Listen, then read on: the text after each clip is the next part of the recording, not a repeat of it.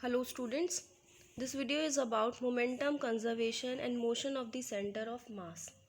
As we already discussed about in the previous video that we have two same type of object, then the center of mass is to be concentrated between the middle point of that object. And जो external force हमने apply किया था जिसको हम F external से denote कर रहे थे which is equals to M D square R C M upon में डी टी स्क्वायर, ये चीज़ हमने प्रूव करी थी by the help of derivation. Here capital M is the mass of the object and D square by D T square यहाँ पे change को represent करते हैं और जो कि चेंज पोजीशन वेक्टर में आ रहा है विद रिस्पेक्ट टू ओरिजन.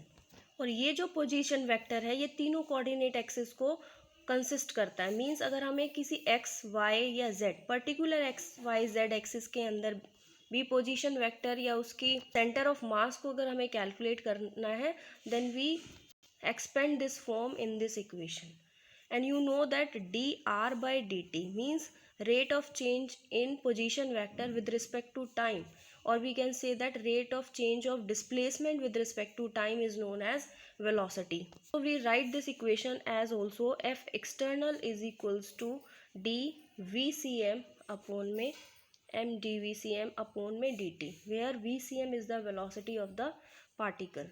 और जैसे कि टॉपिक का नाम है मोमेंटम कंजर्वेशन, मोमेंटम को हम p से डिनोट करते हैं which is equals to mass into velocity. Momentum is the product of mass and velocity.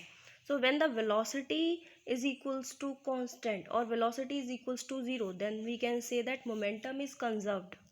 लेकिन मोमेंटम किसी भी बॉडी का आइसोलेटेड सिस्टम के लिए ही कंजर्व रह सकता है, क्योंकि एक्सटर्नल फोर्स जब अप्लाई करेंगे हम तो कुछ ना कुछ बॉडी मूवमेंट करेगी, उसका कुछ ना कुछ मोमेंटम ज़रूर होगा. जब उसका मास है, फोर्स अप्लाई कर रहे हैं, वो किसी ना किसी वेलोसिटी से थोड़ा बहुत मूवमेंट करेगी और इट मीन्स उसका मोमेंटम ज़रूर होगा.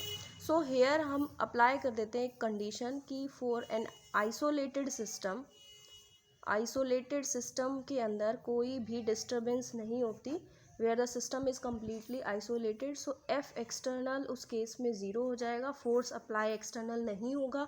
Then we can write it as M D V C M upon D T is equals to zero, which means that V C M मतलब वेलोसिटी किसके बराबर हो गई, कांस्टेंट के बराबर. मतलब आइसोलेटेड सिस्टम में अगर वेलोसिटी हमारी कांस्टेंट है then we can say that momentum conservation of center of mass, मतलब सेंटर ऑफ मास का जो मोमेंटम है वो कंजर्व्ड रहेगा and it will continue in its states of rest or uniform motion, क्योंकि internal forces do not affect the velocity of center of mass.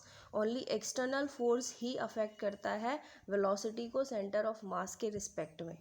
For example अगर हमारे पास एक पेरेंट न्यूक्लियाई है जो कि इनिशियली रेस्ट पोजीशन पे है, और जब ये न्यूक्लियाई डिके होगा इसका ब्रेक डाउन होगा, तब इसके जो फ्रेगमेंट्स होंगे वो फ्लाई ऑफ होंगे डिफरेंट डायरेक्शन में, may be in this direction, may be in this direction. But to keep the centre of mass at original position और to make final momentum of the system zero, means हम मान लेते हैं जब इसके fragments इस direction में गए उसका मास m2 है विद वेलोसिटी v2, और इस डायरेक्शन में जब वो डिके हुए हैं उसका मास m1 है with velocity v1. Then we can write it as in this case vcm is equals to m1 v1 plus m2 v2 upon m1 plus m2. लेकिन if m1 v1 minus m2 v2 के बराबर हो जाए, क्योंकि दोनों ही same है लेकिन opposite direction में होने की वजह से नेगेटिव साइन आया है, क्योंकि पेरेंट न्यूक्लियाई सेम है, उससे जो फ्रेगमेंट्स डिके हुए हैं तो वो उसी का पार्ट है, मीन्स सेम मास होगा उनका और विद सेम वेलोसिटी के साथ वो डिफरेंट डायरेक्शन में मूव करेंगे, बट डिफरेंट डायरेक्शन की वजह से हम यहाँ पे नेगेटिव साइन लेके चल रहे हैं. Then we have minus m2v2 plus m2v2 upon m1 plus m2 is equals to 0. Then when we cross multiply this equation, then we have m1 v1 vector is plus m2 v2 vector is equals to 0, or we can write it as m1 v1 is equals to minus m2 v2 vector. Velocity की particular direction भी है, magnitude भी है, इसीलिए ये एक vector quantity है, इसको एरो हेड से हमने डिनोट किया है. So this is all about momentum conservation. Now we have a topic that is rigid body. So rigid body एक इस तरह की बॉडी होती है जिसकी फिक्स्ड शेप होती है एंड फिक्स्ड उसका size, which do not change during the motion of the body. जब हम उसके ऊपर फोर्स लगा रहे हैं और फोर्स की वजह से वो मूवमेंट कर रही है, लेकिन मूवमेंट के टाइम पे भी उस बॉडी की शेप एंड साइज में कोई भी चेंज हम ऑब्जर्व नहीं कर पा रहे हैं, then we can say that the body is said to be rigid body. And for rigid body the distance between any two particles remains same, means this is a rigid body और इसके अंदर ये particles lie कर रहे हैं, for example I particle and this is J particle. And in rigid body the distance between these two particles remains same, remains constant. And the distance between two particles जिसको हम position vector से denote करते हैं, तो Rij vector is equals to constant, where I is not equals to J. I and J are the position of the particles. And center of gravity is a point where whole weight of the body is supposed to be concentrated. जहाँ हम center of mass की बात कर रहे थे, वहाँ पे complete body के अंदर हम उसके center पे mass को सपोज कर रहे थे कि कंप्लीट बॉडी का मास एक पर्टिकुलर पॉइंट पे उसके बिल्कुल मिडल में suppose to be concentrated.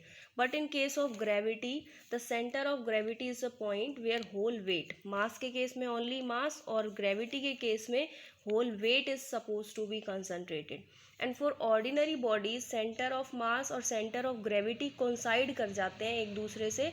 But when the body has large dimension, जिसकी बहुत ज़्यादा शेप एंड साइज बिग होता है, such that acceleration due to gravity, जो कि जिसको हम स्मॉल g से डिनोट करते हैं, has different values at different parts of the body. So centre of mass does not coincide with centre of gravity. किस केस में? जिसकी डायमेंशन थिक होगी और we can say that large dimensions होंगी.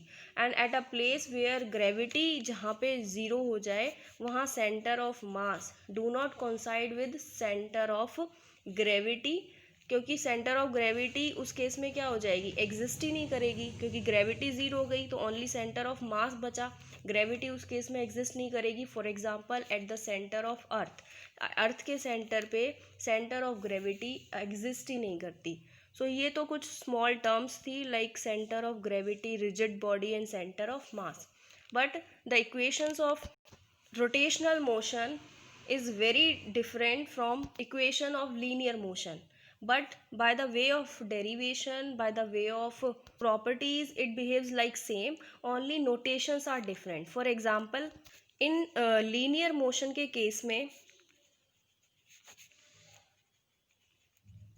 we have three equations of motion, that is v is equals to u plus at, s is equals to ut plus half at square and v square minus u square is equals to 2as. ये तो linear motion के case में हमने पढ़ा है. In case of rotational motion, the velocity v, that is final velocity, is replaced by omega. Initial velocity is replaced by omega naught. Acceleration is replaced by alpha and time remains same. So this is first equation of motion in case of rotational motion.